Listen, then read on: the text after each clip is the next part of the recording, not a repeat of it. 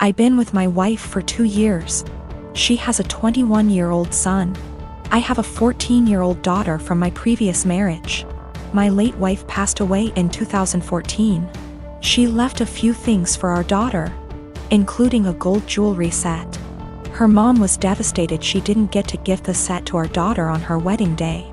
I keep it in my closet since it's expensive and my daughter is too young to have it. I'll hopefully gift it to her on her wedding. We were sitting in the kitchen when my stepson was hesitant to ask me something. We're in good terms but have our fair share of arguments. He said his fiancée was taking something from his mother's and my closet, saw the jewelry set and liked it very much. He asked if he could borrow it so his fiancée can wear it at her cousin's wedding. I found this unacceptable. I told him his fiancée had no business being in the bedroom and that the jewelry isn't mine. It's for my daughter. He asked me if my daughter will agree to let him borrow it if he talked to her. I told him not to even talk about it again. He got all pissed and said things I do not remember. When he and his fiancée were at the wedding, I discovered that the jewelry set was gone. I told my wife and we looked all over the house. I called my stepson to tell him about calling the police because I really thought someone stole the set. He said there was no need, that he borrowed it and will return it after they get back from the wedding. I yelled at him and told him to come back with it right then. I kept calling him till 12 a.m. when he told me to stop calling and that he'd bring it in the morning. I couldn't sleep that night. I felt terrible. In the morning he showed up at 10 a.m. He didn't bring it and started stalling, saying he forgot he'd bring it the next day. At this point it was clear he gifted it to his fiancée and was stalling. I got so mad I told him I will be pressing charges if he doesn't return the set today. We got into an argument. My wife said his fiancée was the one who wanted the jewelry set. But he was the one who took it and it's not even mine, it's my daughter's, which made it worse. Because I'm responsible for whatever happens to it.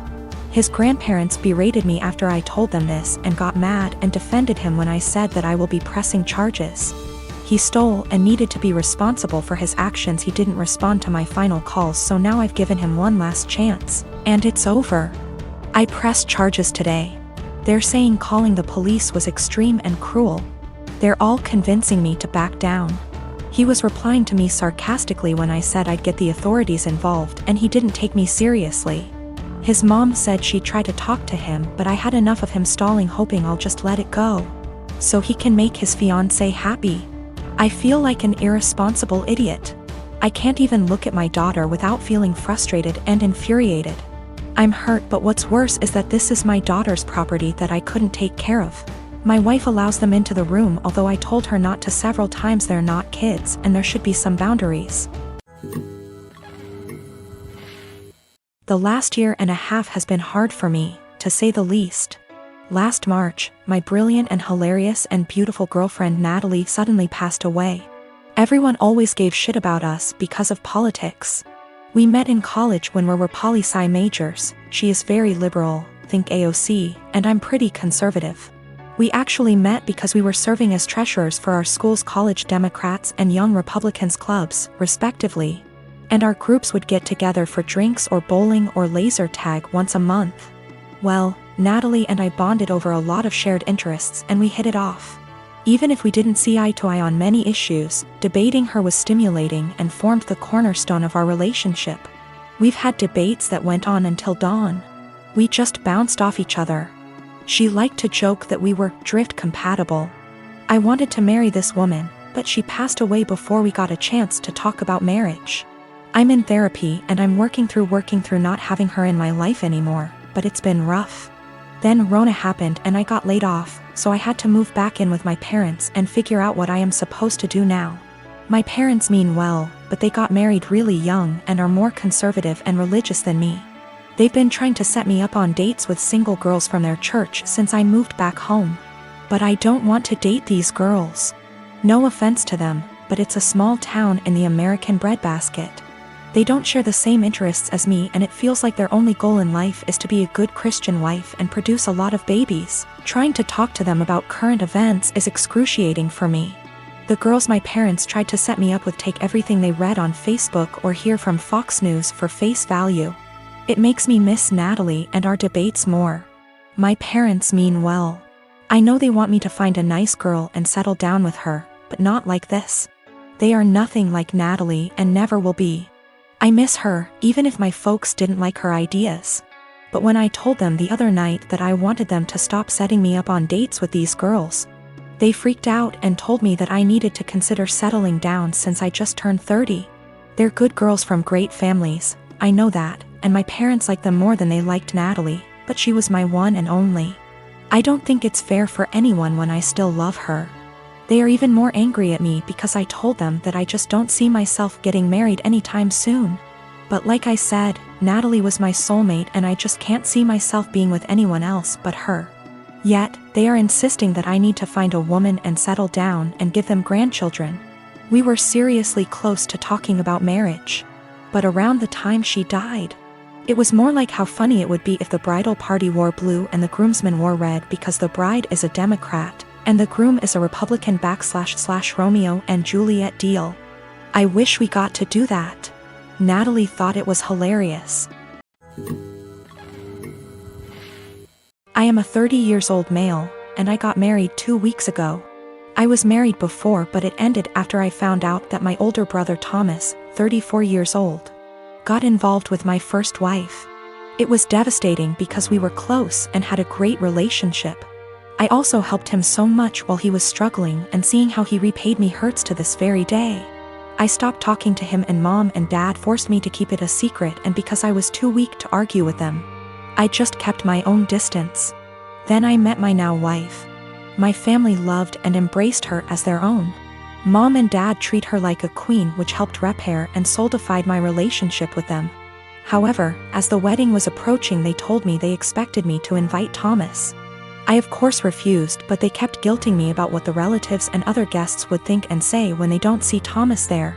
I fought with them about it till the day of the wedding. Turned out they'd invited him behind my back, but I found out and stopped them in time. They came to the wedding looking pissed, asking what we were going to tell people when they ask about Thomas.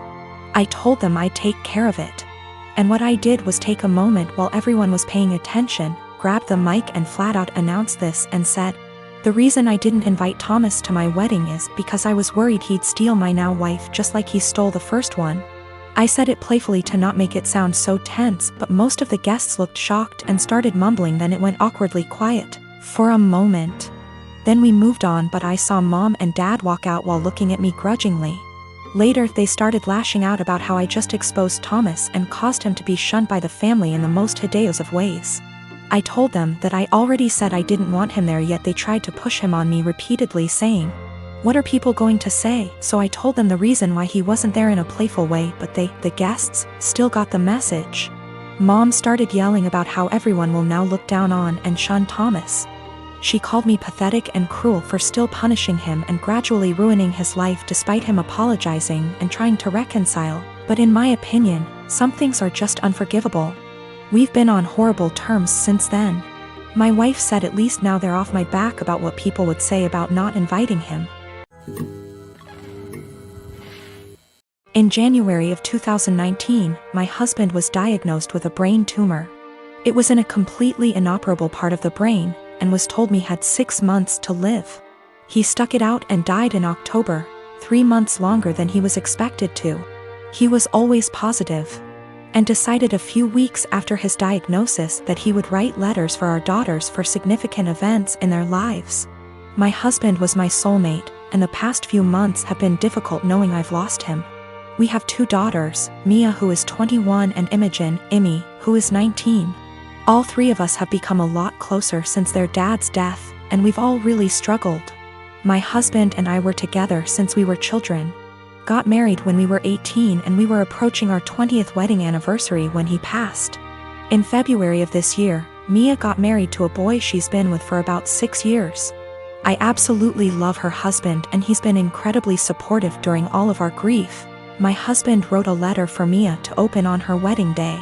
It's worth noting that my daughters were unaware of these letters. It was my job to give them to our daughters. Her wedding day comes around and I just can't bring myself to give her the letter. I read it and just wanted to keep it to myself. I had his handwriting and his words, and it felt like he was there, and I couldn't bear the thought of giving that up yet. I was fully intending on giving her all the other letters as the events happened. Last week Mia and her husband bought their first home together. They'd been living at our home since they got married, and so had a lot of stuff to pack and move to their new house. Mia asked me where her important documents were, passport, birth certificate, etc. So I told her they were in my top drawer of my dresser in my bedroom. The only letter that was in there was the one I was meant to give her on her wedding day, the rest were hidden away. She immediately recognized his handwriting, and of course it was addressed to her, so she read it and broke down. She came and found me and started screaming at me, asking how I could be so selfish. I didn't really know what to say apart from the fact that I wanted to keep it and she could take a picture of it. Both my daughters called me an asshole and are convinced I'm keeping them from a load of their dad's stuff.